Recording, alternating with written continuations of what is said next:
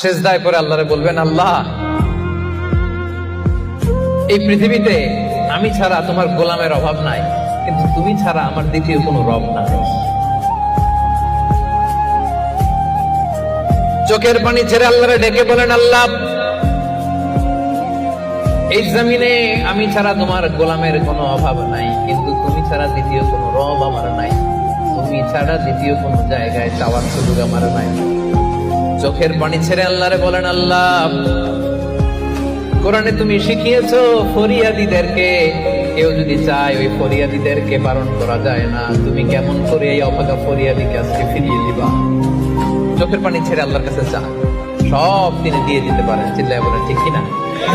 গোটা বিশ্বের সবাই আমাদের যার যা লাগবে সব যদি আল্লাহর কাছে চাই, আল্লাহ যদি সবাইকে সবকিছু দিয়ে দেয়, আল্লাহ বলে আমার ক্ষমতার 1 ইঞ্চিও কমবে না। চিল্লায় বলেন ঠিক কিনা?